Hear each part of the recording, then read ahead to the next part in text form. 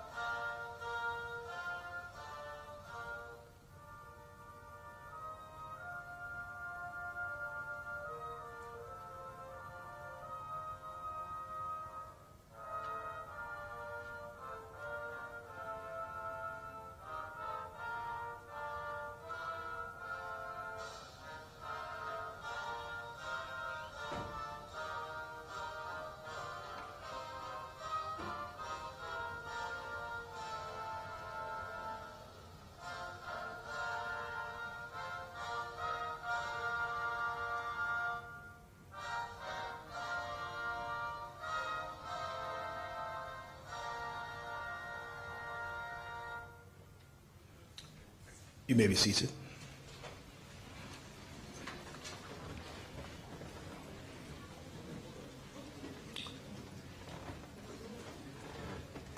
Again, let me take this opportunity to officially welcome all of you and thank you so much for taking the time to join us at today's launch of the USAID Winrock International Supporting Victims of Violence activity in Jamaica. Since 2010, under the Caribbean Safety Initiative, the USAID has been working in the Caribbean region to advance development. This particular activity is aligned with the USAID's focus on violence prevention and human empowerment. Winrock International, as an international NGO, also has a similar focus. And so it was a match made in heaven, perhaps, for Winrock to have received this award and for us to be here today under the auspices of the USAID and Winrock International.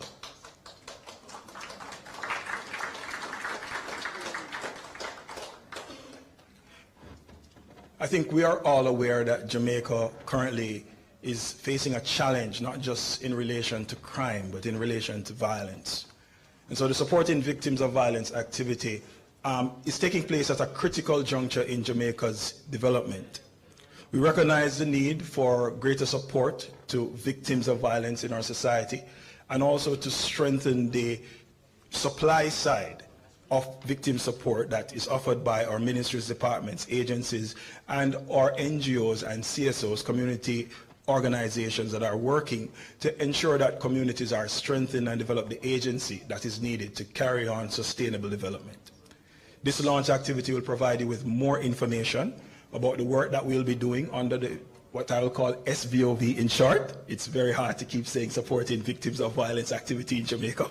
So the SVOV will be providing you with more information in relation to the work that will be done under the SVOV.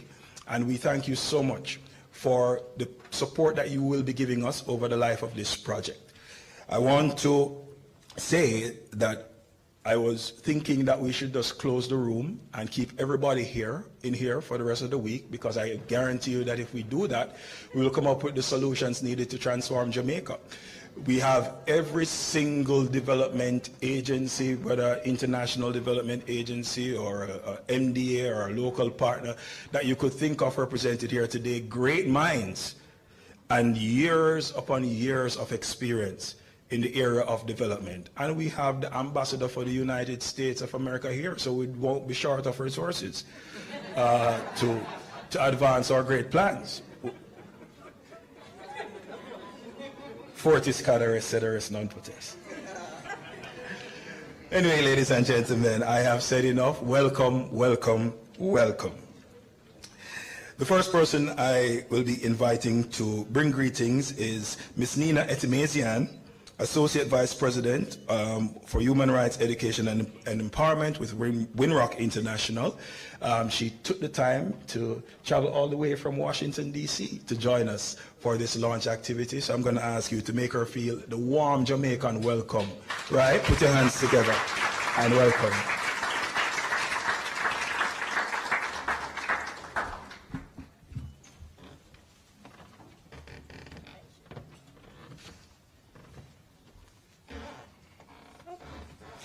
Good afternoon, everybody. I'm honored to be here today representing Winrock International on the occasion of the official launch of the USAID Supporting Victims of Violence, SVOV, we'll keep it short that way, in Jamaica. The roots of violence in Jamaica run deep, stemming from a complex interplay of historical, social, and economic factors. So many Jamaicans are impacted on a daily basis by the high levels of crime and violence in the country, and the scars are evident not only in grieving families and shattered communities, but also through the trauma that is passed down from one generation to the next. But today, we come together united in purpose and committed to confronting this long-standing issue of violence, to launch a transformative initiative that drives towards a safer and more inclusive Jamaica. First, I would like to extend my heartfelt gratitude to the U.S. government and to the United States Agency of International Development, essentially USAID, for their unwavering commitment to fostering peace and security worldwide, and for their dedication to addressing the endemic issue of violence against individuals in Jamaica. At Winrock International, we believe in the power of collaboration, innovation, and sustainable solutions. Our mission is rooted in creating a better, more equitable world where individuals can thrive, free from violence and aggression, and oppression, and aggression as well. The SVOV activity aligns with our core values and we are committed to leveraging our expertise and resources to support those victims of violence. USAID's SVOV activity will implement strategies that address the multifaceted nature of violence in Jamaica, while providing comprehensive support to those affected by this epidemic. Together with our partners and stakeholders, the SVOV program team, under the leadership of Dr. Charlene Cour-Desai, will work tirelessly to ensure that survivors receive the care, protection, and justice that they rightly deserve. We will work in partnership with the communities that we support, that's SVOV supports, to develop context-specific violence prevention approaches and to strengthen access to trauma-informed services through dialogue, collaboration, and capacity strengthening. In addition, SVOV will employ strategies that address the root causes of violence, paving the way for sustainable peace and prosperity. I would like to take the moment to highlight the fact that this is not Winrock's first affiliation with Jamaica.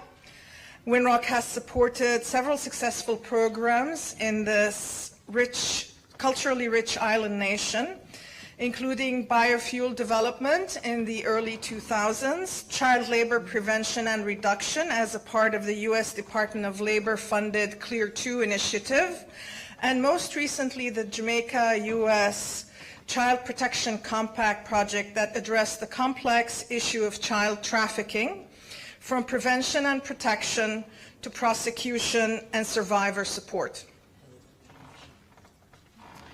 As we embark on this new journey with the SVOV activity, Winrock International pledges to remain steadfast in our commitment to impactful and lasting change for the citizens of Jamaica.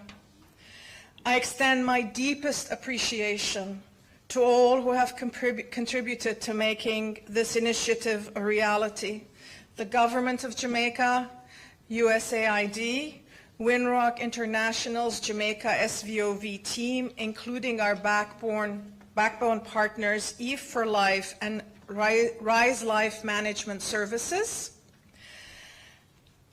Also our valued partners from Jamaica's NGO and private sectors, community leaders and members, and of course the people of Jamaica who inspire us with their resilience, their courage, and their vibrancy. Thank you very much.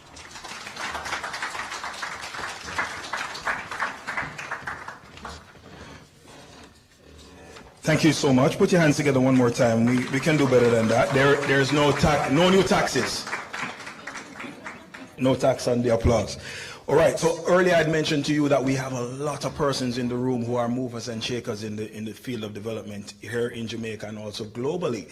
And so let me, in the spirit of establishing that protocol around, the order that we're going to be looking at, we have, of course, His Excellency N. Nicholas Perry, Ambassador from the United States of America, Dr. Javed Singh, Country Representative, USAID. I'm sure not everybody knows who Dr. Singh is. Dr. Singh is sitting right in front of me right here. We also have other USAID representatives in the house. Okay, where are the USAID people? All the USAID people? All right, wonderful. We also have with us persons from the Supporting Victims of Violence ecosystem, or backbone partners, Rise Life Management Services and E4 Life. Can I see the hands of the Rise Life Management team? All right. And the E4 Life team? Wonderful. We also have Mr. Dennis Zulu, representing the United Nations, resident coordinator in Jamaica, and other UN agency representatives as well. Welcome, Mr. Zulu and team. We also have the Deputy Commissioner of Police, Mr. Fitz Bailey, representing Dr. Kevin Blake, Commissioner of Police, DCP Bailey. Good to have you here, sir. Thank you. We're safe and secure, That's why my idea of us staying here, it's not a bad idea. not about that money. Anyway, moving right along.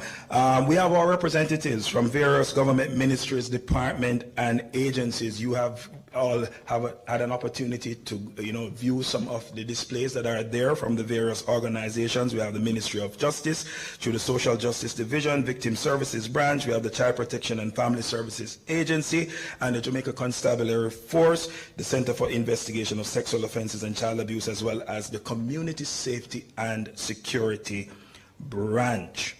We have Miss Diane Gordon Harrison, I believe, the children's advocate, here with us. And also we have representatives from the non-government organizations, civil society organizations, and community-based organizations. The private sector is also represented. I am told, I gather that we have somebody representing the Jamaica Money Market Brokers Foundation here today. Welcome. We also have the most important people, in my opinion, in the room. These are representatives from the communities. Okay? Hello? Come on, talk to me now. All right.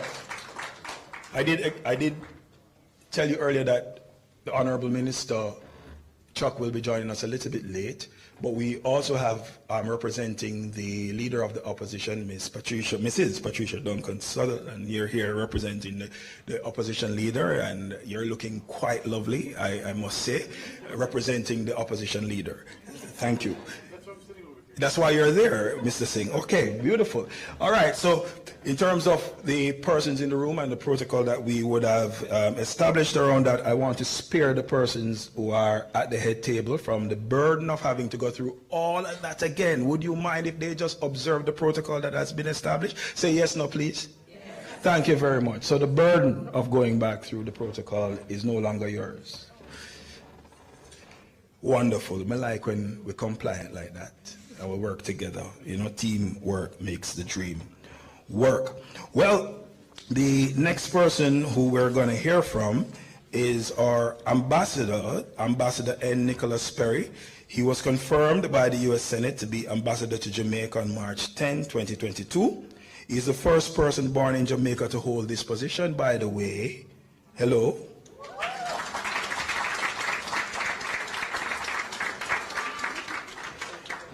Nick Perry is a former New York State Assemblyman and represented the 58th District for 30 years. The 58th District includes parts of East Flatbush, Canarsie, Brownsville, and Crown Heights. Nick Perry was born and raised right here in Jamaica. I'm sure he can understand what I just said. The fourth of 5 sons in a family of 11 children. He completed his secondary education at Kingston College.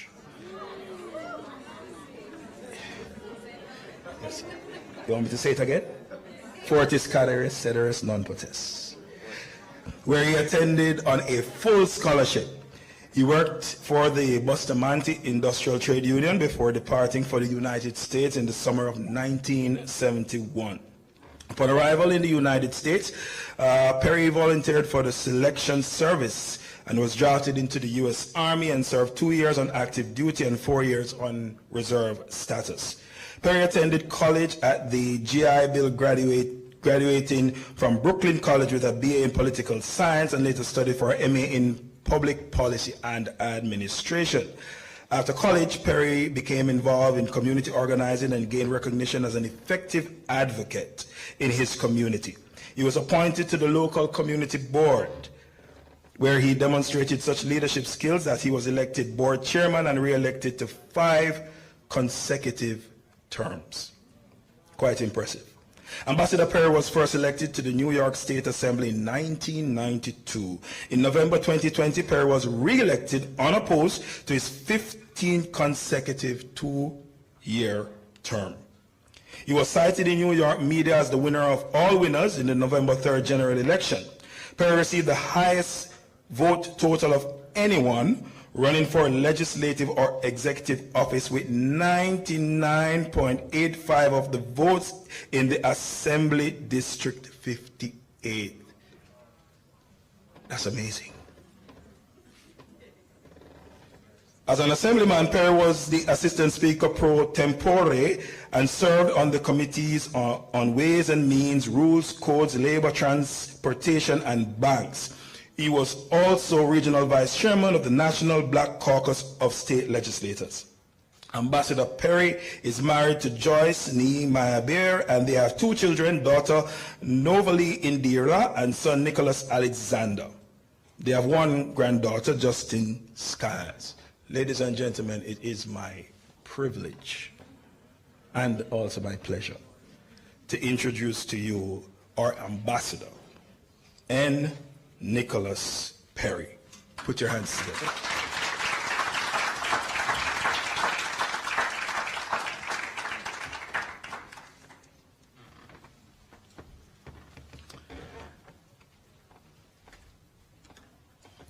Is this yours?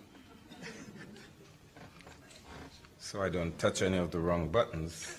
I thought it's much easier to pass it on to the Master of Ceremonies. I want to thank you for establishing protocol. As looking at the list that I have here, there are quite a few people on my list who haven't yet arrived. And all of these individuals I know have very important responsibilities.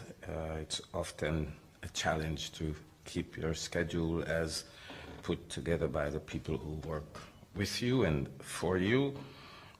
Things change lots of the time out of your control, and so we shouldn't hold it against those who didn't make it.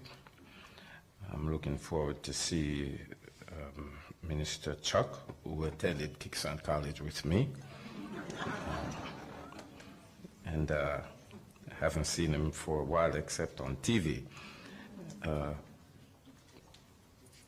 Protocol has been established. Thank you, Master of Ceremonies, for doing that. But I'd just like to recognize the members of my Embassy Kingston team, the chief of my USAID section, Dr. Singh, who's here with me, and since I arrived, I noticed he has this really receptive, glorious smile on his face, as if I should give him some credit for what is happening here. Well, USAID is a very important part of this launch, and so smile, Jay.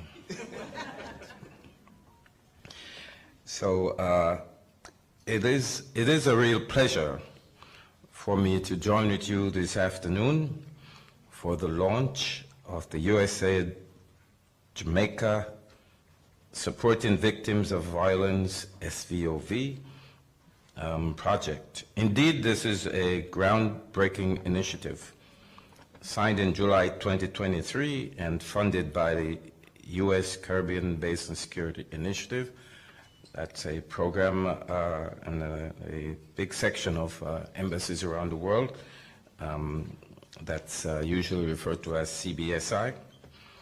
And this will cost America, and it's maybe cost is not the right word, because nobody likes to face cost. It's supposed to be a more friendly word, more joyful type of word. Those of you who pay bills know what cost entails. Usually it's an obligation, it's a responsibility. But this is part of a really close, continually developing in the right direction partnership between the United States and Jamaica. This is a $10 million outlay, and I'd like to talk about it in Jamaican dollars because it's over $1 billion, and that's bigger money, right, Jay? So,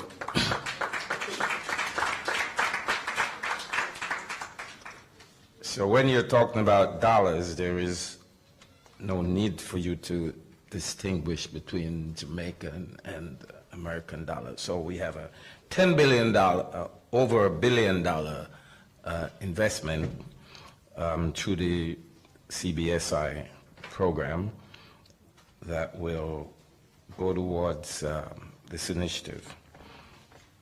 This initiative represents a paradigm shift in our approach to addressing violence in Jamaica, to not only support the victims, but also witnesses and vulnerable youth who have become perpetrators of the violence themselves. This violence appears to be unending and ever increasing. We pray for cessation in a significant way.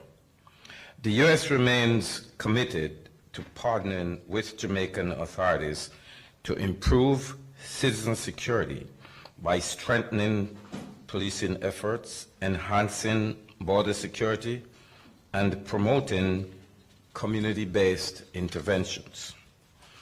This launch today reaffirms our commitment, and at this time I would really appreciate you joining me in expressing thanks and appreciation to some of our partners. Winrock International,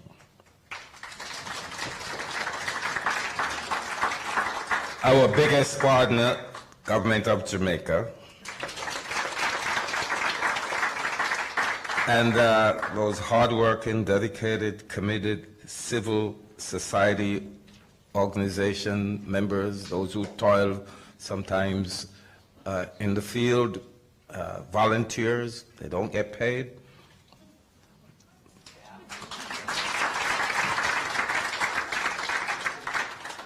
Local community activists, and many more than we can individually call out today. Thank you for your unwavering support and dedication to this cause. Join me also in the special recognition of two integral local partners, Eve for Life and Rise Life Management. We thank them for their exceptional dedication to serving at-risk community in Jamaica for a combined period of over 40 years. That's dedication, that's commitment. Through your tireless efforts in the areas of healthcare, education, empowerment, and social support, you have profoundly impacted the lives of many by fostering inclusive communities. Together, we are stronger, and it's through your collective action that we can create a meaningful difference, empowering individuals and communities to become agents of change. And that kind of change is impressive because it creates lifelong changes in individuals who otherwise may have been serious problems in the community. Investing in education, skills training, and economic opportunities can empower individuals to break the cycle of violence and build together brighter futures, not just for themselves and their families, but also for the community extending to the Caribbean region and even beyond there into the other parts of the world in which we exist. There's a common saying that Jamaicans are little but tallow. How's my accent? Did I lose it? Still there. Little but tallow, Jay. Imagine what that means. Small but mighty. And I could say small but strong, but I think mighty is a better adjective for that.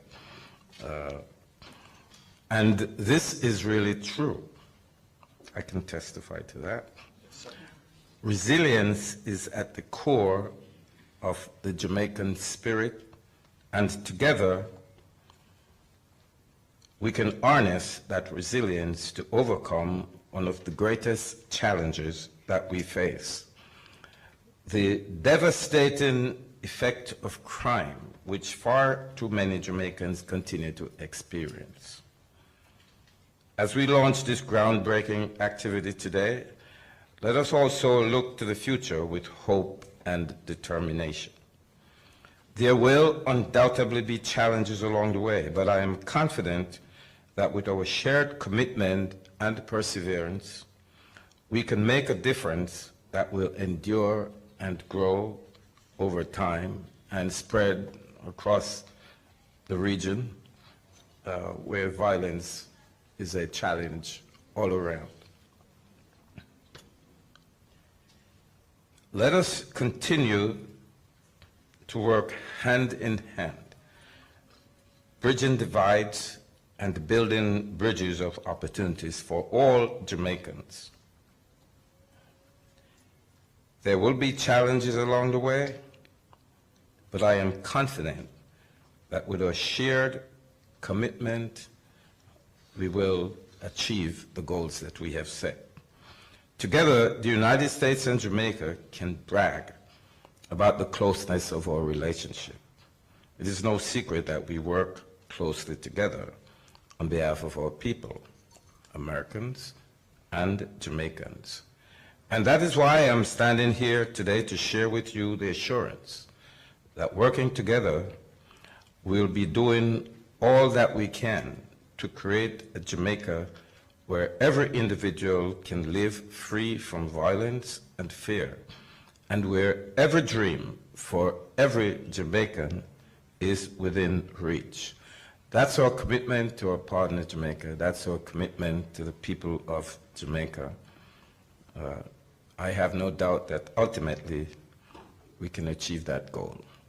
Thank you.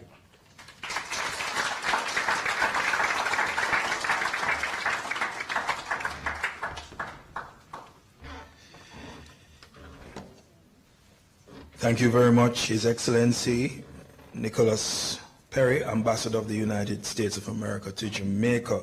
You know, a friend of mine has said to me that there are 3 types of male students in Jamaica. 3 types. Those who went to Kingston College, those who wish that they went to Kingston College, and then those who went to a better school, Wilmer's Boys. So, I did not go to Kingston College, and I do not wish that I went to Kingston College. So you can do the rest. Thank you. Thank you very much. The commitment made by His Excellency is a commitment that we should all have to create a Jamaica where persons are free to live and safe, a society where all of us can thrive. That's the kind of Jamaica that we want. And he mentioned that Jamaicans are little but with talawa, and he used the adjective mighty. Small but mighty, to describe Jamaicans. And I want to, at this time, invite a group that is seemingly small, but they are mighty. They go by the name Yard Empire. It's a local NGO that has been working in the tough inner city communities of central Kingston and has been doing a lot of great work with young males in particular to help them to be more resilient and to have a positive response to issues of violence in their community. The Yard Empire is led by Miss Terry Salmon, who we all know from her days of acting, and she has now joined the ranks of the NGO sector and the work of advocacy for our youth. I'm going to ask you to put your hands together, ladies and gentlemen, as we welcome the Yard Empire.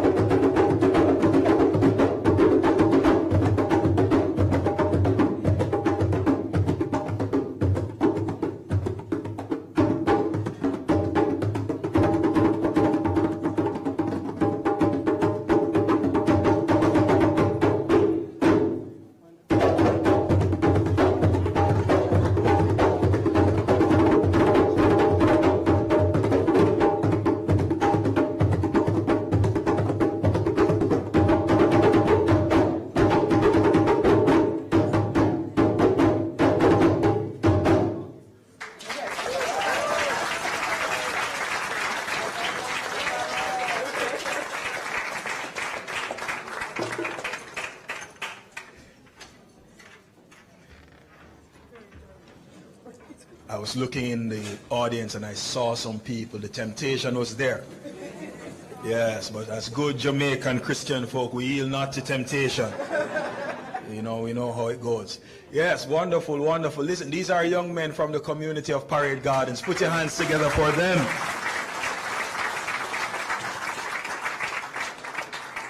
No, those two songs are two iconic songs in Jamaica, the ones that were being played on the recorder. One was from the Heptones, Book of Rules. Common people like you and me will be builders for eternity. Quite an appropriate song. And of course, the great Jimmy Cliff. You can get it if you really want, but you must try.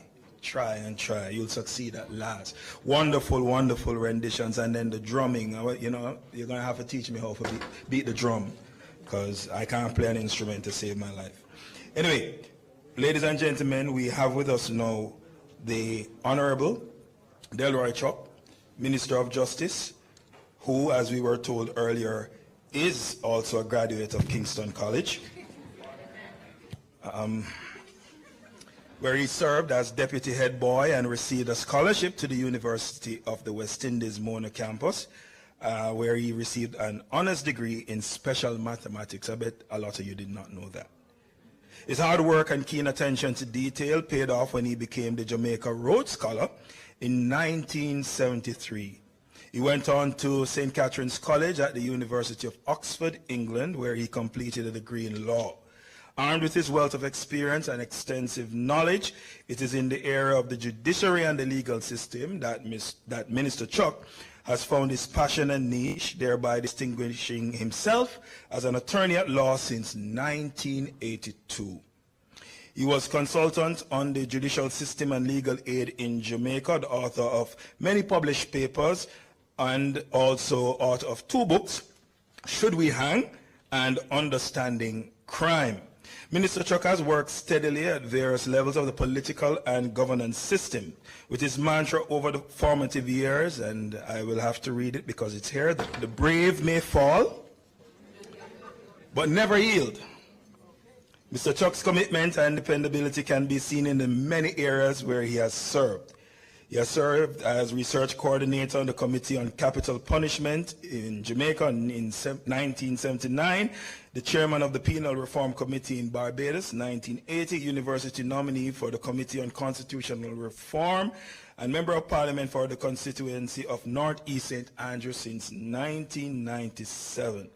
He was the opposition spokesman on justice between 1997 and 2007 and Speaker of the House of Representatives between 2007 and 2011.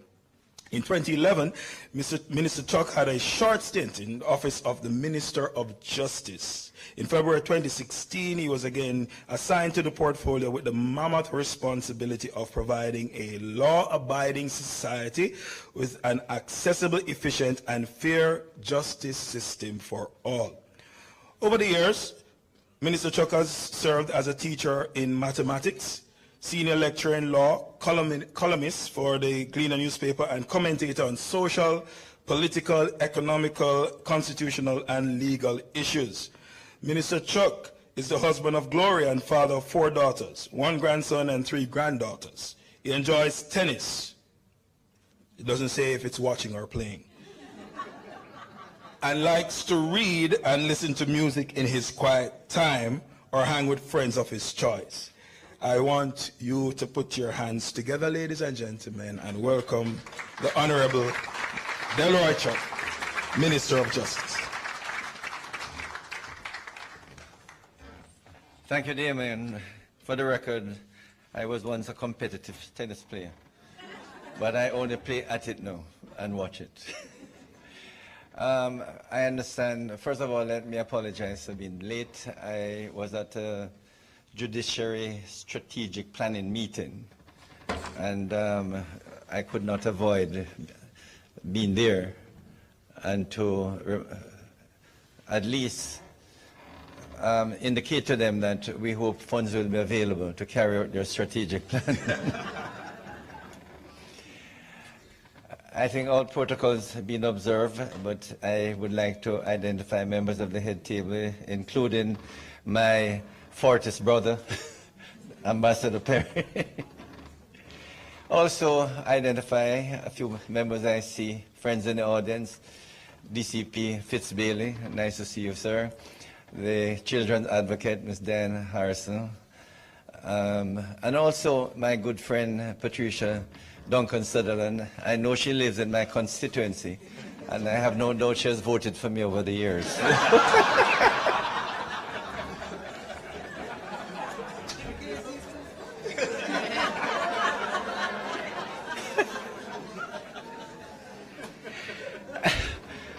I want to thank USAID for sponsoring this very important intervention to be managed and implemented by Winrock with the cooperation of the local stakeholders.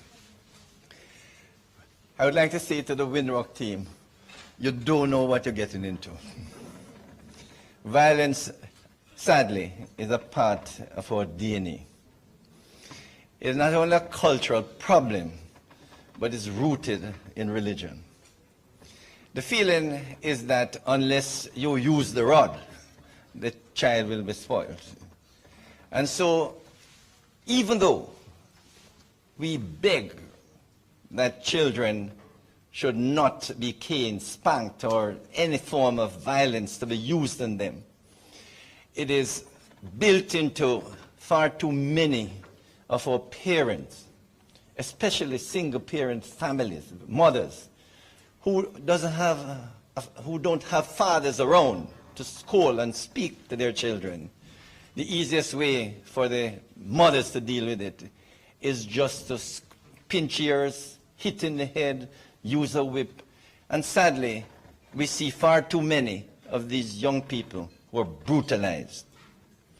And then what does that do? It sends a signal that violence is the way you solve problems, which is so very sad. And many of these children actually take it out on one another in the schools, in the communities. But the worst part of our cultural practice is the belief by far too many women who feel that if the man doesn't beat them, the man doesn't love them. I'm sure, Winrock, you haven't heard that before. But there are many women in the community who feel a sense of, I can't understand it, of love when their men actually beat them. And I can tell you, as a former practicing attorney, sitting in court, I actually see so many women, after the man has been charged, who beg the judge, beg your judge, let him go. You're sad. I mean, I have seen so many women practice as an attorney, battered, bruised, and I'm there to take out a stop order on the offender, spouse or husband. And I've been given a statement and I draft up an affidavit. She doesn't turn up. And occasionally I drive to the home because she has an address. I said, what happened? You haven't come in to sign the affidavit. Don't bother with it, sir. We're back together. And sadly, this practice continues too frequently, where violence is condoned, and far too much violence is accepted. Now, the focus of Winrock and this project to have victims of abuses, of violence and criminal conduct is indeed, therefore, very timely. We have to remove this information cultural gap, not even gap, something that we don't know how we are going to ensure that people will condemn any form of violence. But it is an undertaking which we need to engage in. Far too many victims suffer in silence. And they suffer in silence because they feel it is acceptable, as I say. because they feel if they report it, the offender might be prosecuted. They feel fear, why they're in fear that there could be even further retaliation. And you get the situation that a fair amount of criminal and domestic violence is not brought into the public space. And it is important, if we're going to really curb the high level of violence in a society, that all forms of violence, especially domestic violence in the home and criminal violence wherever it occurs, that they should be exposed and dealt with. So how do we urge the victims to come out of their lonely cocoon, out of the bedrooms, out of the homes, out of the neighborhood, and literally seek help? I can tell you that that's one of the greatest challenge I have, even as minister, as I go on justice fairs, as I urge justices of the peace, other stakeholders in the communities, urge the victims of violence, abuse, to go to the Victim Services Division. We have one in every parish. We have restorative justice centers in every parish. We actually have 22 restorative justice centers.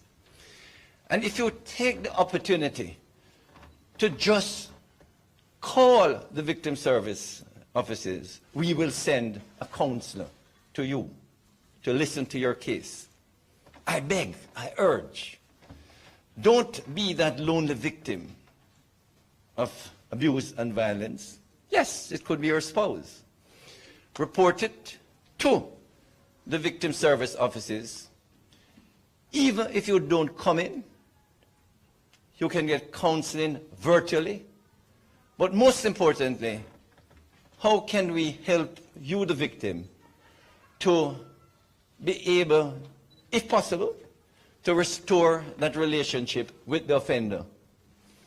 And that is where, from victim services, we urge the counselors who see the victims of violence to encourage the offender to meet in restorative justice practice, where if the parties can really talk out the issues, the challenges, what caused the offense or the abuse, then restorative justice, which has been one of the most successful programs in the Ministry of Justice, to be able to heal and restore the relationship.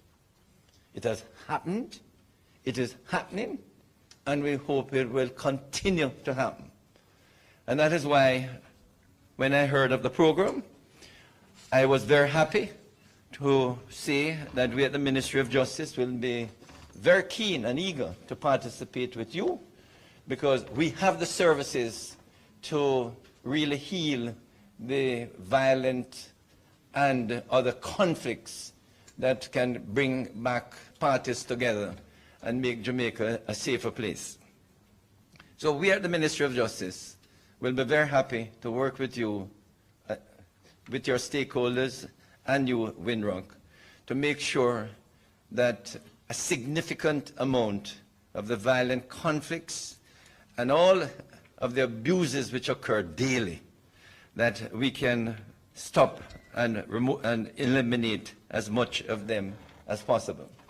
So I want to thank you and hope that the partnership with the Ministry of Justice will be a very strong and effective one, and that we can significantly reduce abuses and violence everywhere. Thank you.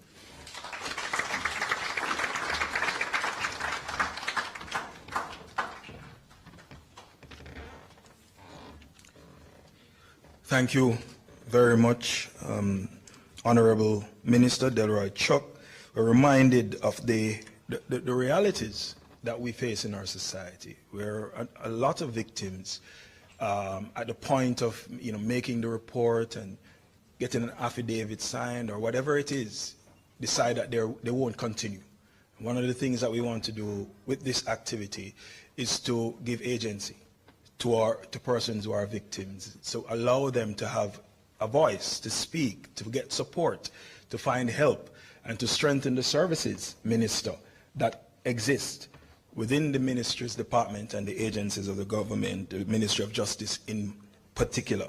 Has it been a good afternoon so far? Have you been having a good time?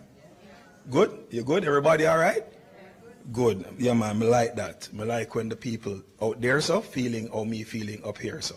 You see, I'm happy, you know, that even though I have two persons who went to Kingston College, I also have some beautiful women up here who did not have nothing to do with Kingston College. And, yeah, unfortunately, yeah, I tried.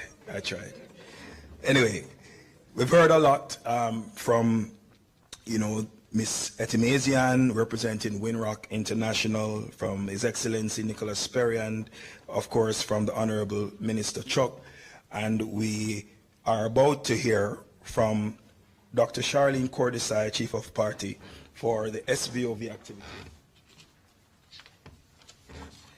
She is not the kind to have a long list of things or persons to say about her, but you know, we had to say something. We had to tell you a little bit about Dr. Charlene Cordesai. The first thing I like to say is she doesn't like when we call her Dr. Charlene Cordesai. Charlene is quite fine for her. Charlene is currently the Chief of Party for the USAID supporting victims of violence activity in Jamaica. For the last 2 decades, she has worked extensively on issues related to child development, parenting and violence prevention, especially in the Latin America and Caribbean region. Through this work, Charlene has contributed to research and policy efforts aimed at tackling violence against children, justice for children, gender-based violence, and youth violence.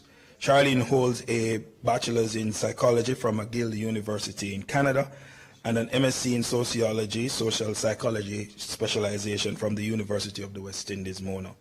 She also has a PhD in psychology from Birkbeck in the University of London, United Kingdom.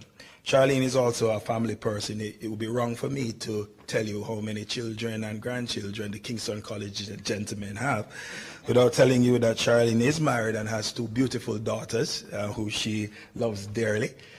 She doesn't watch or play tennis as far as I'm aware, but she is an avid beach goer and she loves to spend time with her family. Ladies and gentlemen, put your hands together and welcome Dr. Charlene Cordesai.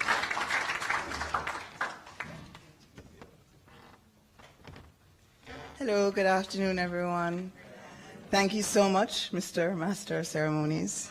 I know that the protocols have been observed, but I have so many old and new friends in the audience. Please forgive me if I go through the list again. But before I do that, I want to big up Yard Empire. Because my daughter, I've never heard the recorder sound like that before. My daughter, everybody knows, and those of you who may not know, in Jamaica we learn the recorder in school. My daughter has been practicing. She's in first form now for the last week, and trust me, when I saw the recorder coming up there, I was having some flashbacks. I am going to let her know that it can be done, you know. And she's a very determined young lady, so she'll get there. So thank you, Yard Empire. You've inspired me in more ways than one. So, Mr. Moderator, Damien Hilton, my Deputy Chief of Party, who, when he walked in, I said, but hold on, you're showing everybody up here today. He's very dapper, so we're loving the outfit, and thank you for your very able moderation today. The Honorable Delroy Chuck, Minister of Justice, thank you so much. We know that you really made the effort to be here with us today, so we really appreciate that. Shows your commitment to everything that we're doing here for victims, survivors, witnesses, and even for perpetrators of violence who we know are very often victims themselves, right? His Excellency N. Nicholas Perry, Ambassador of the United States, thank you so much, Ambassador Perry, for being here. Dr. J. Dev Singh, Country Representative of USAID, other USAID representatives who are here with us today, Nina Etemesian, Associate Vice President, Human Rights, Education and Empowerment at Winrock, and my boss. So we're happy that she made the trip here from DC. Other supporting victims of violence team members, and I know that Damien is going to thank you later, but I have the mic now, so I'm just going to do everything I need to do. The team is amazing. Our team is amazing. Thank you so much, everyone, for all that you have done for today and way beyond today, and I know there's more to come, so thank you so much, and welcome. To Patricia Duncan Sutherland, representing Mr. Mark Golding, Leader of the Opposition. Thank you so much for being here with us today. Our backbone partners, E for Life and Rise Life, part of the team. Basically, you are the team, and we really appreciate it. Deputy Commissioner of Police Fitz Bailey, representing our new Commissioner, Dr. Kevin Blake. Representatives from other government ministries, departments, and agencies. I want to also specially recognize members from the UN and other IDPs, and everybody knows my bias, so I have to particularly call out Miss Olga Izasa, who is my old boss from UNICEF, the country representative. Thank you for being here. Also want to mention the representatives from our target communities, which I'm going to mention and tell you about right now. Diane Gordon Harrison, our children's advocate, always looking out for justice for children in our country.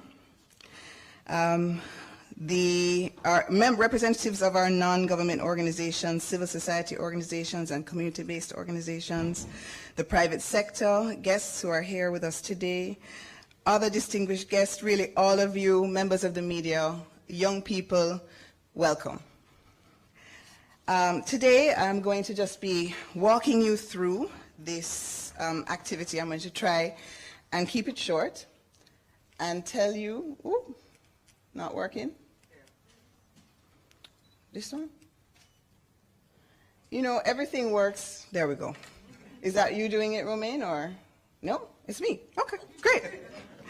I'm going to be telling you about the what, when, where, why, how, and who of the SBOV activity. So in terms of the what,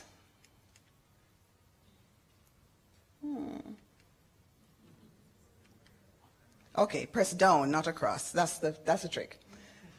Okay, so the USAID Jamaica Supporting Victims of Violence activity is aimed at improving multi-stakeholder coordination to provide wraparound and trauma-informed services to survivors and to increase the availability of information on survivors, witnesses, and perpetrators of violence in Jamaica. As you've heard mentioned, the total award is just under $10 million US. Thank you very much to the American people and USAID for that. We need it. This is a serious issue in our country.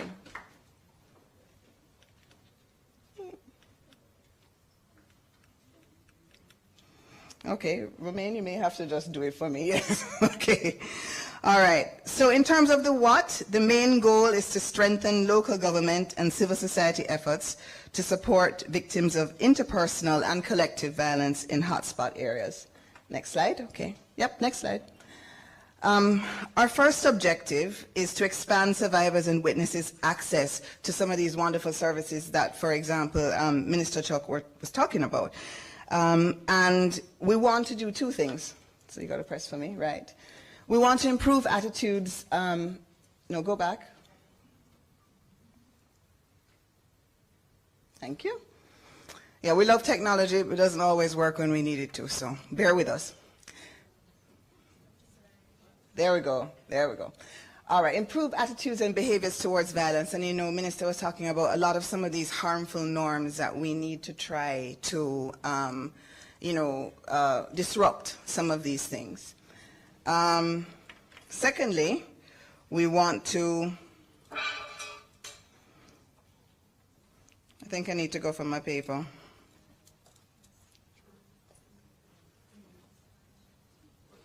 There we go. All right. Secondly, we need to increase, I can't see over Tony, increase access. increase access to and demand for trauma-informed services. So this is what we want to be doing under the first objective. In terms of the second objective, now we can go to the next one. Strengthen the government of Jamaica and civil society institutional capacity to support victims, witnesses, and perpetrators through coordinated, very important word, and effective interventions to both address and prevent interpersonal and collective violence. And there are four things that we want to achieve here. The first is the increased capacity of the government to provide quality trauma-informed protection services. Secondly, we want to do the same thing for the NGO sector. Then we want to bring everything together to improve multi-stakeholder coordination for the SVOV response. And then finally, those of you who know me well know that I feel very strongly about data. I come from a research background, worked at the university for many years. We can't do anything effectively without having the information, without having the data. And so really we need to make sure that we improve data collection, analysis, and utilization. We can't just collect it.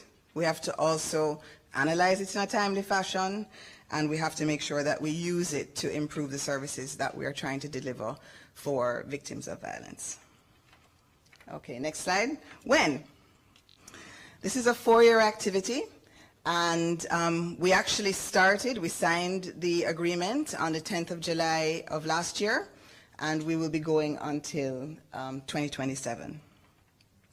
In terms of the where, as you can see there, our lovely map. So with the help of the Violence Prevention Alliance, we were able, with our backbone partners and USAID, to really select some communities. And I don't have time now to tell you exactly how, what criteria we used. But just to say that we did look at levels of violence, we looked at violence-related injuries, we looked at whether or not it was a part of the community renewal program, we looked at issues like Zozo, we looked at lots of different things. We wanted to have a mix of both urban and rural, and so this is what we landed up with. So we have communities all across Jamaica, and in the west, we have Grange Hill and Little London, which some of you may know have been in the news recently. In St. James, Flanker, in Clarendon, Palmer's Cross, and Yorktown, moving to St. Catherine, Brayton, and then in the KSA, Kencott, Lawrence Tavern, Tower Hill, and Rennet Lodge. And I also just want to mention that we will also be doing some work with a few other communities, one of which is Rosetown, as well as some other communities in Westmoreland that we have really, in talking with our government partners, in talking with the Community Renewal Program, they really encourage us to say, you know, they really need some services in these areas. So we're looking at a few other communities in Westmoreland as well. Next slide.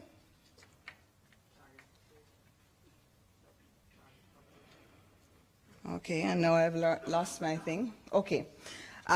So we will also be focusing on survivors, witnesses, and perpetrators between the ages of 10 and 29, which of course is the youth category.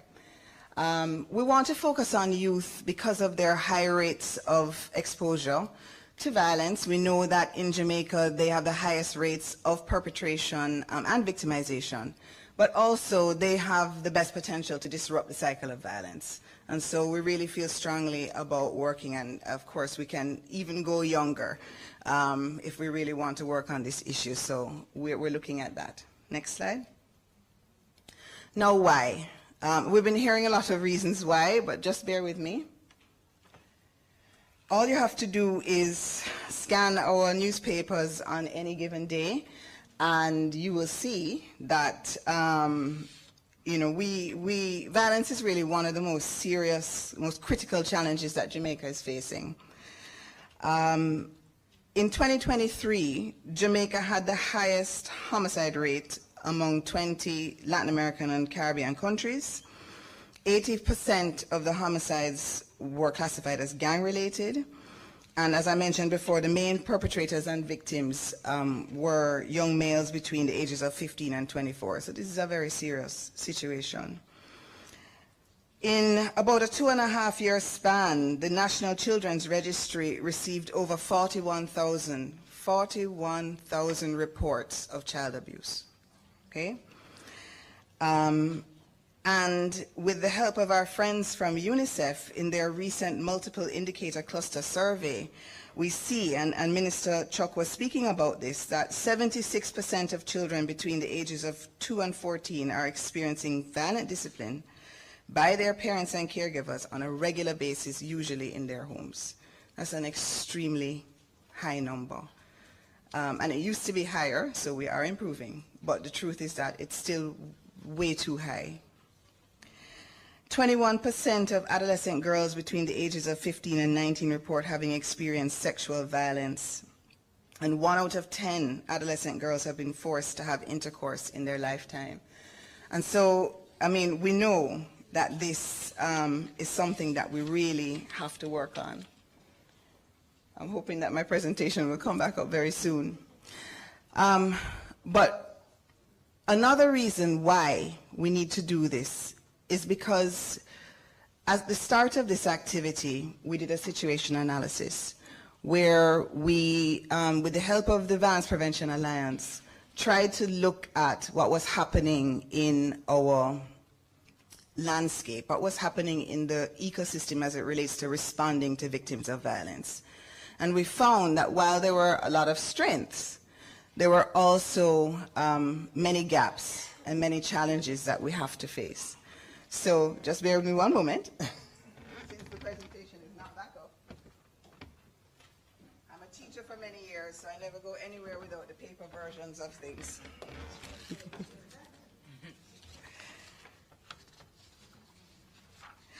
Right, so the first one, the first weakness that, with the help of VPA, we found from our situation analysis was that men and boys are being underserved, right? And, you know, they're not the only marginalized group, but it's definitely something that we want to look at in terms of the services that we're able to provide. There's also a trust deficit, especially among the target youth population in volatile areas. And this really becomes a challenge when we're trying to get people to utilize services. You hear the minister really appealing, the services are there, we need people to come, we need people to use them. Also, always limited resources. This often hinders the sustainability of very good programs and interventions. And this is especially where long-term support services are needed. So we know sometimes we have these projects and programs, and while they're very helpful, they can't be sustained because of resources. Also, the community-based organizations and NGOs who are working in the communities, they face funding, staffing, and infrastructure constraints. And this, of course, can hinder the establishment, but also the maintenance of support for victims of violence.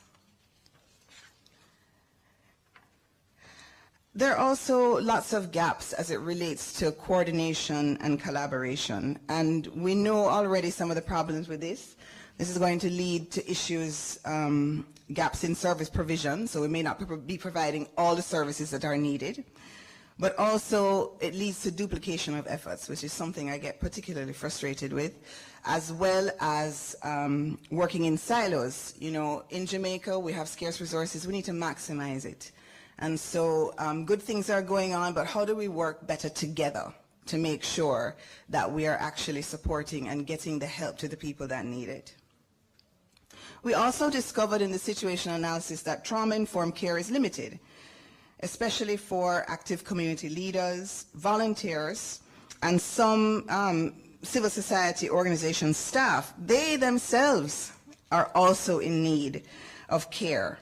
They too have experienced significant trauma and require healing and specialized support. And very often you can't help individuals until you yourself get the help that you need. Similarly, staff morale is often low, and I've heard this again from a lot of our MDA partners. They want to be there, they want to be doing the good work, but there is burnout, right? It's really difficult. It's difficult to keep motivated, it's difficult work. And so it's really important that, especially when times get rough, when the violence is flaring up in the community, when, as Minister is saying, you're doing all you can, but people still don't want to come in and report, they still don't want to take it to the next step in the justice system. You know, it can be very difficult. And so we have to also think about how we keep that morale high to continue this very important work. Other weaknesses and gaps that the situation analysis uncovered have to do with limited public awareness, and this is something we want to address in the project. There's limited information, there's limited awareness about services. Sometimes there are even conflicting messages about who can get services where and where you go if you need help. And so again, through some of the work that we're doing, we want to address some of this. And then finally, for the why we need to do this project, looking at issues of monitoring, evaluation, and learning. And again, some of my biases will come out here. But basically, what the situation analysis found is that many organizations, including government agencies, are still using manual data collection. And this, of course, is going to be problematic when you want to be able to use data efficiently to improve your services. But not only that, how do you share information with the other critical stakeholders that need it? And so these are all the things. This is the why. This is part of the why. Besides from the very high levels of violence, these gaps, these challenges are why we need a project such as SBOV. Next slide.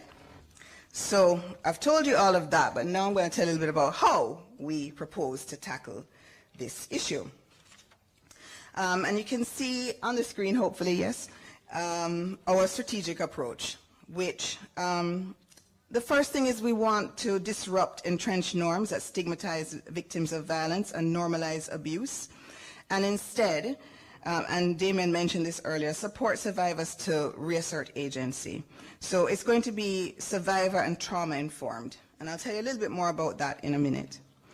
The activity will also work with the government and community-based civil society organizations in our communities to use new and tried community interventions to shift attitudes and practices around violence, but also link survivors with locally available services and strengthen protective networks to break the cycle of violence affecting each of our target communities. So we want it to also be community-led and inclusive. We want to be innovative. We want to use innovation. The activity will apply innovation in technical approaches, partnership strategies, monitoring, evaluation and learning, and management structures. In its outreach strategies, the project will incorporate social media and other digital tools. We'll also try and be innovative as it relates to training and how we try to get more agencies integrating trauma-informed care in their work. And basically, you know, we have been working at this thing for a long time, and I'm looking at Dr. Ashley, who is right in front of me. It has its ups and downs, and it is a long, but we've seen many good things come, and I think we've also seen things that don't work, and I think we really need to try to be innovative. We need to really work with communities and see how we can try and break the back of this thing called violence, which is gripping our country.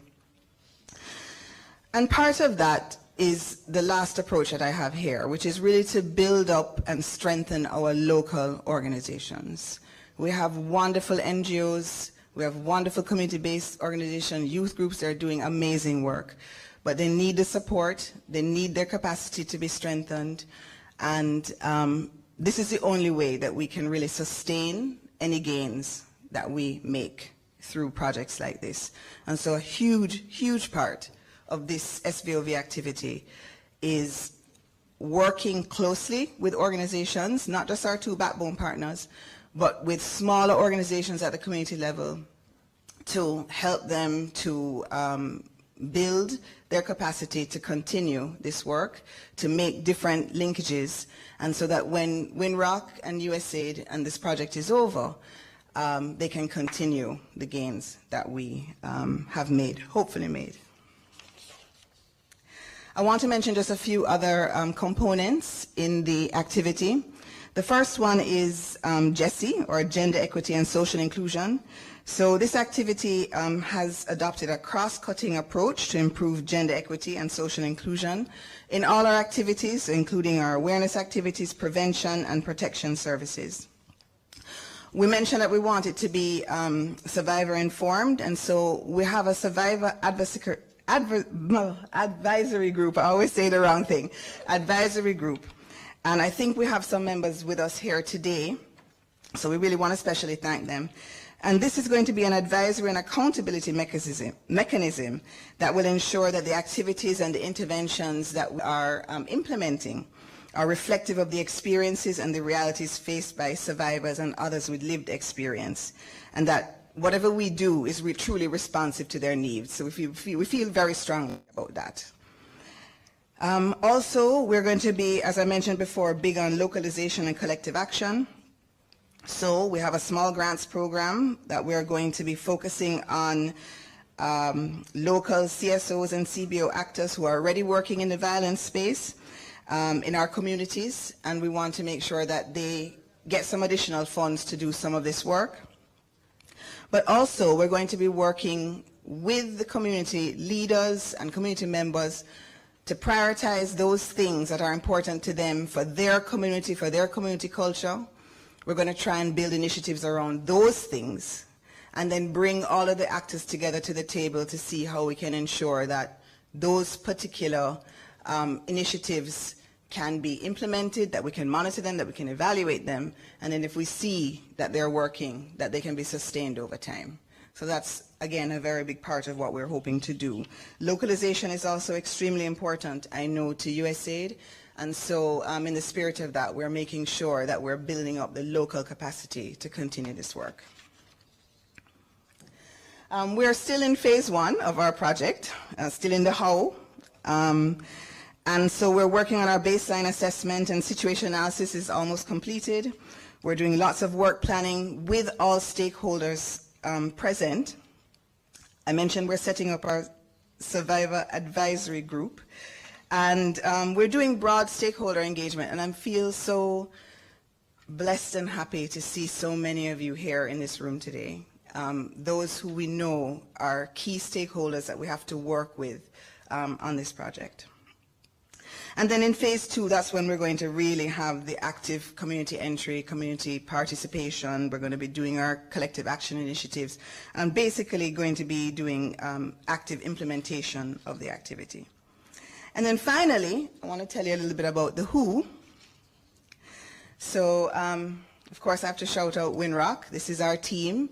You'll see many of us around today in our T-shirts, in our shirts, sorry. We have a booth at the back, so please go and meet our team, say hi, find out what role they play.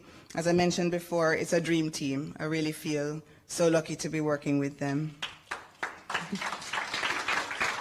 Likewise, our backbone partners, who you're going to hear from in a moment, they are literally the backbone of everything that we're doing here. And these are organizations that were scoped by Winrock even before we got to this stage of signing this award. Because of their long legacy, their work, it spoke for itself, and they're really poised to take on a greater role in this sector. And so both of these NGOs will be providing direct services in the communities in which we're going to be working, but eventually we're going to transition some of that management, technical, and coordination responsibility to our backbone partners, and Winrock will take a step back so that we can really, they can really continue and build that momentum that which they'll carry on even when we're not here. But I can't leave out my government peeps. So, of course, in this project, we're going to be working very, very closely with ministries, departments, and agencies. Violence prevention and response is a multi-sectoral issue, as you know. And so we are having a lot of difficulty narrowing down who we should be working with. But we do only have limited funds, so we have to make some tough choices. But so far, we have been having some broad discussion with the Ministry of Justice, particularly the Social Justice Division, which is responsible for victim services, restorative justice, and child diversion. We've also been working with the Ministry of National Security, and in particular the Jamaica Constabulary Force, and you can see, please take a look when the formalities are finished. We have they're showcasing all their wonderful services there. So in particular, Sissoko and the Community Safety and Security Branch. And then you can't do anything with youth without looking at the Ministry of Education and Youth. And so we're going to be working very closely with Protection and Family Services Agency, the Safety and Security in Schools Unit. We want to be working with the Guidance Counseling Unit, the Children Affairs Policy Division. They're the ones who have responsibility for the National Plan of Action for an integrated response to children and violence, and also the National Parenting Support Commission. We've been hearing so much about how important parenting is, and so we're happy to have representatives from most of these organizations here today. We've also been in discussions with the Jamaica Council for Persons with Disabilities and the Ministry of Health. As again, we want to be inclusive and make sure that whatever services that we are providing are also taking into account individuals who may have disabilities. Other key stakeholders, I mentioned the CBOs and the faith-based organizations in the communities. There are several other government partners, I won't name them all, but they're here that we've been talking with. Other USAID initiatives who are also working on youth violence prevention and response. Very important for us to coordinate the work that we're doing. And then, of course, all the other IDPs who are also doing wonderful work in this area. And then, finally, and I probably mentioned everybody who is represented in this room, but if I haven't, you are also included in the who of this thing. All of us, we need to work together to try and improve services for victims and also work to prevent violence from happening in the first place. So I thank you.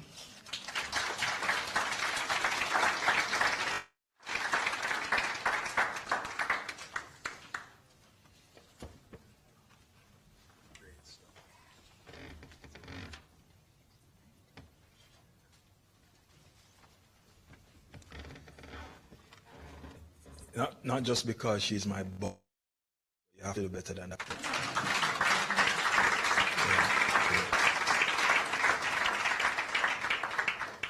What you see is what you get with Dr. Charlene Cordesai. It's not just the work, it's the passion. Really, this is an area that, you know, she wears on her sleeve, and so we know that we are working with somebody who is committed to the cause. Committed to the cause. The work that we do very often is critiqued from the lens of where is the change? All these interventions, all these efforts, where's the change? How come we're still at the same place? And I often say to people, well, a part of the discussion needs to be the counterfactual measure. If you should remove all the various interventions that would have taken place over the last 20, 25 years, Jamaica would be in a much worse place than it is today. So there's a counterfactual reality about the intervention, notwithstanding the need for us to have scalability and sustainability in relation to the interventions and the efforts that we're undertaking. And the SVOV is just one other effort to try and support victims in society. And so we look forward to, as Charlene said, working with you, but more importantly, we look forward to the work that will continue to be done by our backbone partners. So we have two organizations as backbone partners that have been doing yeoman service in the work of development. And I'm going to invite at this time, representing E4Life, with one slight adjustment. We initially had Ms. Joy Crawford, the Development and Training Director, but she unfortunately was not able to be with us today. And so we're going to be having Ms. Shannalee Smith, the executive director of E4Life. She'll be coming to tell us a little bit more about the work that E4Life is doing and will be doing under the project, and she'll be immediately followed by Ms. Nadine Chambers-Goss, Executive Director for Rise Life Management Service. A long time them people here do work in the field, I want to tell you. So put your hands together for E4Life and Rise Life. Hi everyone. I'm happy to be here to represent E4Life, a non-government organization that supports young women and girls who are living with HIV, impacted by sexual violence and teenage pregnancy. E4Life is excited to celebrate the launch of the SVOV project, a collaborative effort between Rinrock International, USAID, E4Life, and Rise Life Management. The project holds immense significance as it addresses the urgent need for trauma-informed services for survivors of violence in Jamaica and the role of communities in the violence prevention and protection response. One of the core principles we upheld at E4Life is the transformation of language. We choose to refer to our survivors of violence not as victims. We choose to refer to them as individuals, as survivors, We choose to refer to our survivors of violence not as victims, but as individuals who have demonstrated remarkable resilience in the face of adversity. This shift in terminology reflects our commitment to honoring their strength and agency. The SVO project is a comprehensive initiative aimed at tackling the multifaceted challenges faced by survivors and witnesses of the violence in Jamaica. Our role as backbone partner in the SVOV project encompasses a range of activities designed to create lasting change. Firstly, we are organizing and mobilizing community leaders and influential members to become change agents for the protection of girls, boys, young women, and other vulnerable groups. Through targeted and community-based campaigns and engagement, we seek to build a network of support that actively works to prevent and address instances of violence. Secondly, our focus on trauma care is fundamental to our approach. Survivors of violence often experience profound emotional and psychological trauma that requires specialized care and support. Through counseling and therapeutic interventions and referral services, we aim to empower survivors to navigate their own journey and resilience and confidence. Additionally, our commitment extends to strengthening our organizational capacity to provide first-line gender-based violence emergency response to our community members exposed. This includes investing in training of our staff, enhancing some of our systems, and forging strategic partnership with other service providers. Our goal is to ensure that survivors have immediate access to the care and support they need during this time. Our work, however, does not end with this SVOV project, but the SVOV project is very important as it helps us to dedicate and create, as it helps us to dedicate ourselves to provide a holistic approach to survival and violence support services.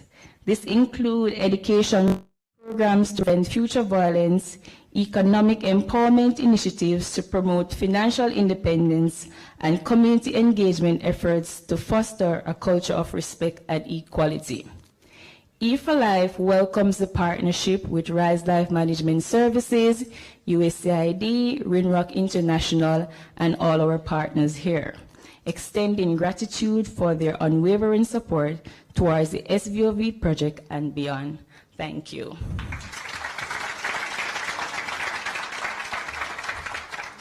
I think I said everything.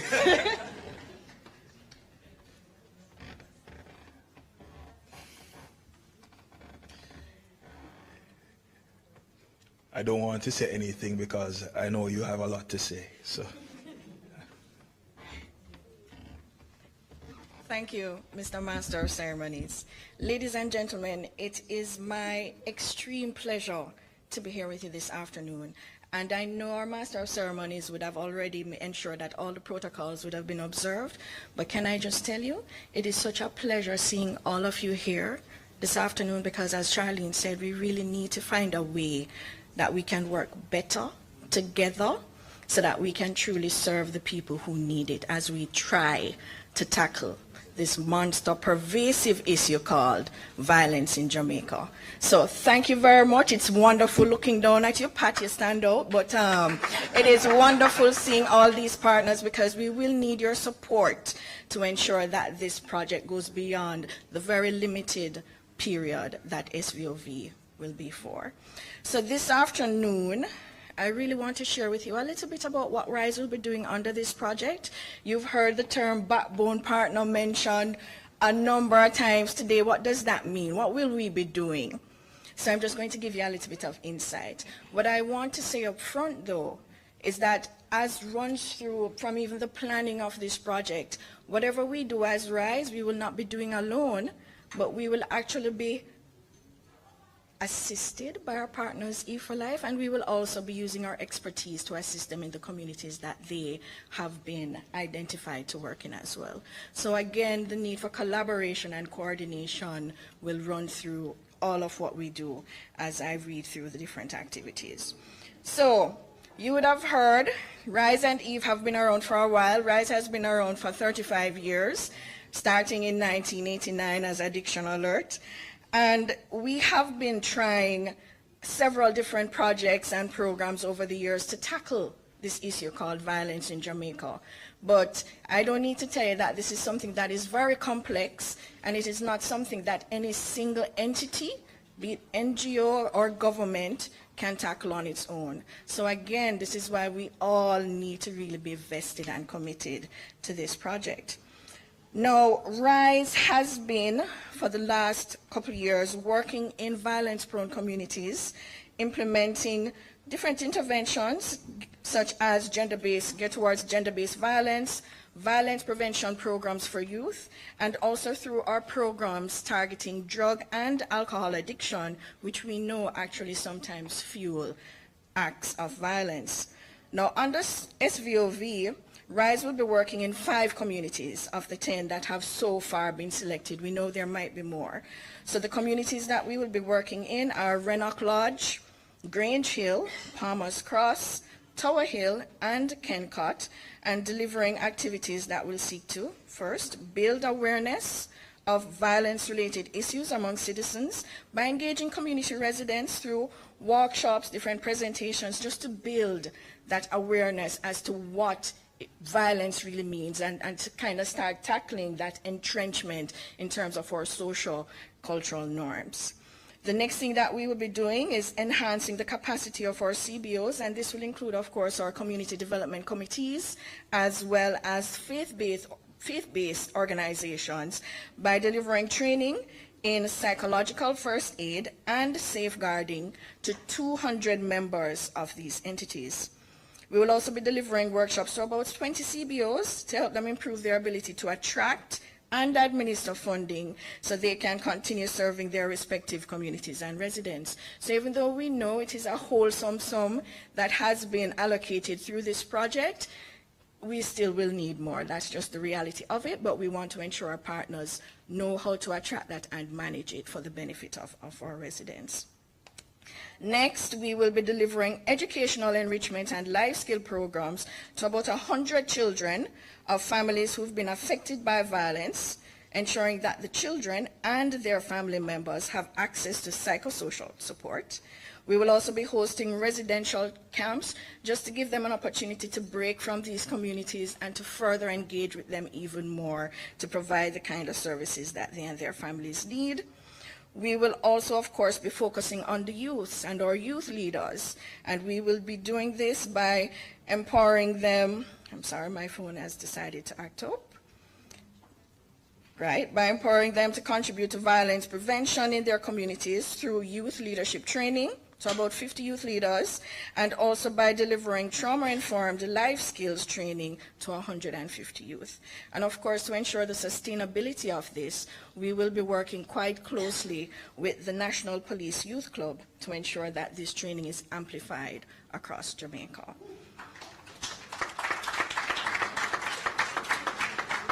And of course, you know, we really want to have a wholesome look in terms of both the perpetrators, not just the victims or the survivors, I should say, but also to recognize that it's hurt people who hurt people. So we will also have a component that will address about 50 youth who are currently in detention facilities to ensure that we can cater their social and emotional learning, and of course we'll be using sports and creative arts to do that.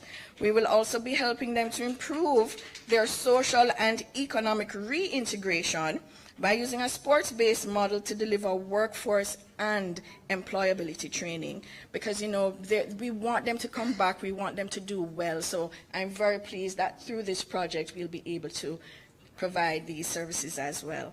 And of course, I know I see Mr. Troop from the Ministry of Education, and so one of the things that we will also be doing is facilitating science, technology, engineering, arts, and mathematics, or STEAM, through project-based training for these incarcerated youngsters. So, yes, you can clap for that.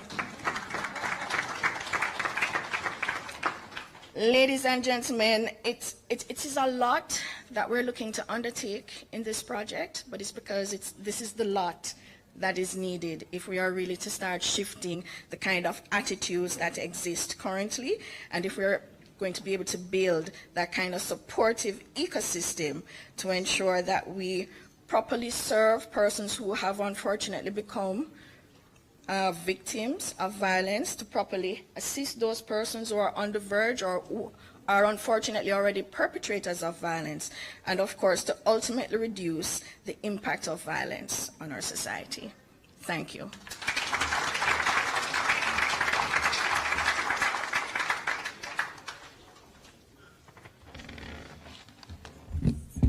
Wow, that's a lot. I grew up in a tough inner city community, a single parent home,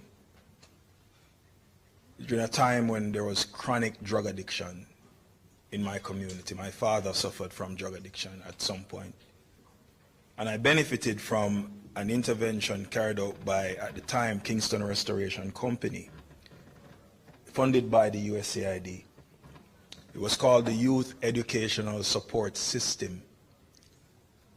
And many of us in my community would go to what we call the teen center as teenagers. It was a place that we could go and do our homework in a safe environment, and we got exposure to different kinds of interventions and programming.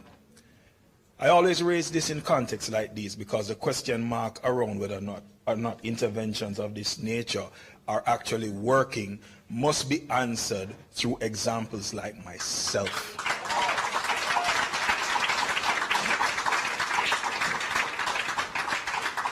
Sure, we need to do better at monitoring and evaluation and capturing the data and ensuring that we can actually take the learning from our interventions and use them for other interventions. But I'm pretty sure that the work that Rise Life and the work that E for Life have been doing are going to have more people over the next few years who will stand on podiums like Damian Hilton with lived experiences that justify every spend.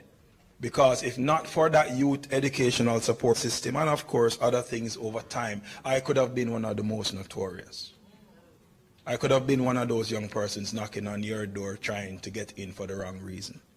And so I want to start thanking the persons who have made today possible by thanking the United States government and the people of the United States of America for their continued support through the CBSI for the work done in the region.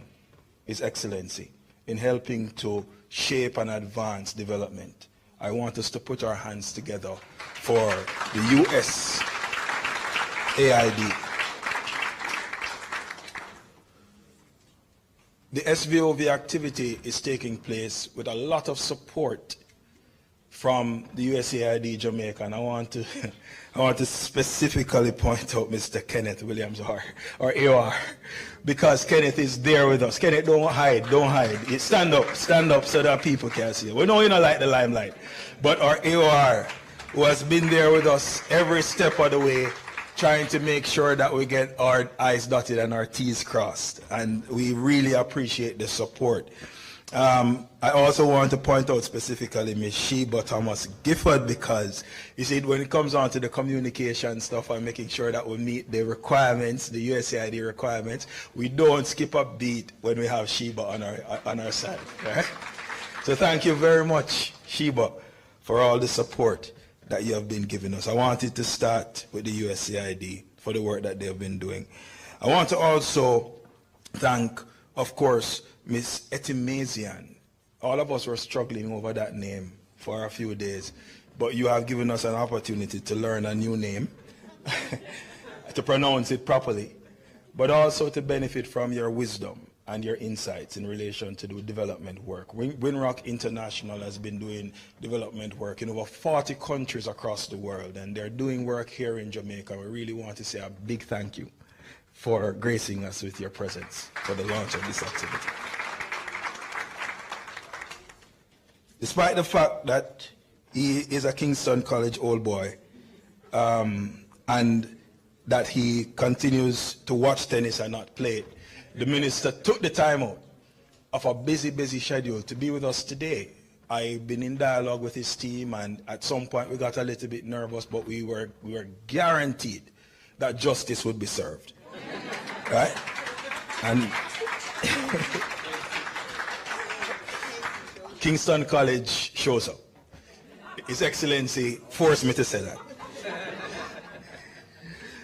Well, thank you so much, Minister, for joining us, and I'm pretty sure, based on your sentiments and also those expressed by Dr. Desai, that we will be working very closely together going forward to advance the work of SVOV.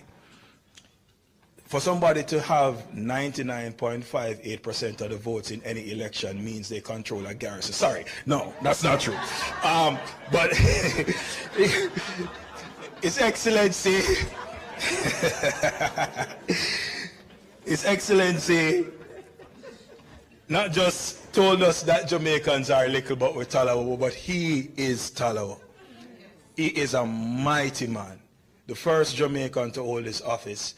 And he shared with us today about the hopes and the dreams that we all have, to have a Jamaica that is safe, a Jamaica where everybody can feel comfortable, where we're not talking no more about victims, we're talking about victors. Right? Yeah, man, champions. Yeah? So thank you so much, His Excellency. We will talk a little bit more about the school histories. Wolmer's is still the oldest school in the Caribbean. Just want you to know that. So thank you very much. We can't we can't not thank our Yard Empire young people. I think they might have had to run out, but Yard Empire made the thing nice, man. Yes, man.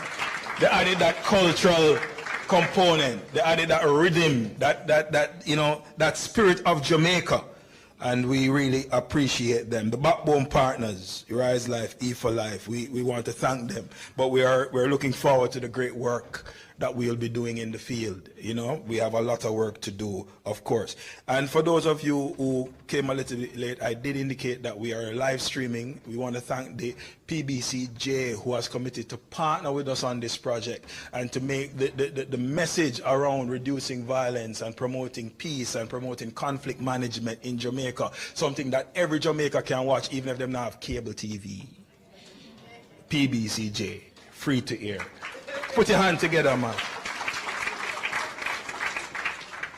Also want to thank our other media partners, the Jamaica Observer. They're here. We want to thank CVM TV. They're here as well. All the media partners that have supported us for this launch and will be supporting us over the life of the activity. Thank you so much. I can't do it like you. I can't do it at all. But I'm pretty sure there's a way to say thank you.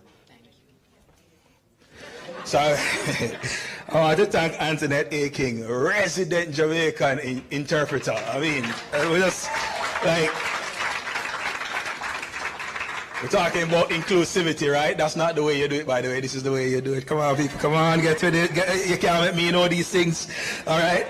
Yeah, man. Thank you so much, Antoinette, for supporting us, not just on this, but on other activities that we're doing. Because, yes, we want to reach all communities with this message. And we're really about inclusivity as part of the ethos of this activity that we're undertaking together.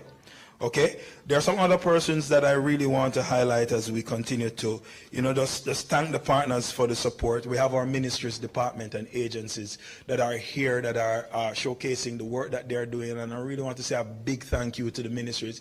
We know that this is not an easy time when you work in government, okay, because people are working on their strategic plans and people are preparing their, things to submit and stuff like that in terms of work plans. So for you to take the time to be here today tells us that there's a commitment.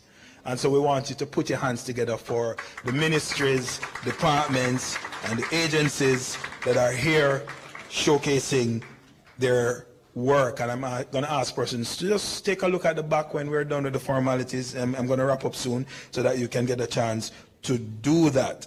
Also want to thank the community representatives who have made it. Community people, I beg you, stand up. If you're from one of the communities that we're targeting under SVOV, please stand up. Please stand up. Look at that. Look at that. These are the champions, These are the people in the communities who are going to be the difference makers and who are going to be the voices of this project. I think we have some persons from Lawrence Tavern, all the way up in Lawrence Tavern. Remind me where you're from again, my friend. Tower Hill, and remind me. Kencut, the young man from Kencut, and we have somebody in the Renocolage. The place governed. Sorry, we have covered a number of spaces, right? It is a good look. Put your hands together for our community representatives. I want to say a special thank you to the Violence Prevention Alliance, Dr. Ashley and the team for the work that you did with the situation analysis and just, helping again to remind us of the critical areas that we need to focus on under this project. We couldn't have done it without you, VPA. So big up yourself. We want to also thank Brock Consultants who are undertaking our baseline survey and will be going into the communities and hearing from the residents and plotting that graph around what the current realities are so that we can measure change over time. Very important. Thank you, thank you, thank you. We also want to thank, of course, all of you for coming. And all of you for supporting this initiative. And when I say supporting, I really mean supporting, because it's not just coming to our launch and we forget about it. We have your information out there on the register. And we're going to be keeping you abreast with what's going on, and we're going to be touching base to get you involved in different initiatives at different points in time. I cannot say thank you without, of course, thanking the SVOV team, local team, and the international team. We've been getting, come on, put your hands together. Holly, if you're watching this on the stream, Sabina, if you're watching this on the stream, big up on yourself. We don't know what that means, but let me just thank you so much for the support that you have been giving to us. We really appreciate it. And of course, our leader, our team lead, Dr. Charlene Cordesai, was really inspired, encouraged, giving us the latitude to be creative, not to reinvent the wheel. Somebody who wears the SVOV ethos on her sleeve. This is not just work, this is her passion. Thank you, Dr. Cordesai, for your heart. I want to thank the Jamaica Pegasus. I want to thank the Jamaica Pegasus, of course, for hosting us in this lovely meeting space. I've been looking outside to make sure that it's not too gray, but I'm reminded that I'm actually seeing the sea from where I'm at, and it's just a beautiful place. So if you want a place to have something like this, then we're recommending the Jamaica Pegasus. It's free, they're not paying me to say that, but I'm thanking them so much for being wonderful hosts and for making sure that everything goes well. I want to thank the JCF, yes, the Jamaica Constabulary Force, of course. I have to big up the JCF. DCP representing the commissioner. He has committed to allow us to have a courtesy call, so I'm pretty sure we'll be organizing that very soon. All right, so we're looking forward to that. I hope I have not left off anybody. Okay, I want to thank every single body. We have anything to do with what we are doing today. Every person who has contributed in your own unique way, from conceptualization and to where we are now in terms of implementation. We really want to make this project work. And one last thing, we're going to ask you guys to hold us accountable. It's not a common thing or a popular thing to say, but we're going to ask you to hold us accountable. Don't just partner with us and work with us. Help us to identify the areas where there are gaps in our implementation, where we can improve, where we need to talk to somebody who we forgot to talk to. You are the ones who are going to be our lenses outside of our own, because even when we look through our own lenses, we don't always see everything. And I'll close with a simple word that reminds us that we should not despise small beginnings. Quite often, the greatest things that can ever be achieved started with a little step, a small idea, or a few people. In this room, we have more than that. We have more than little steps. We have more than small ideas, and we have more than a few people. We have everything we need to transform Jamaica. Thank you very much, ladies and gentlemen.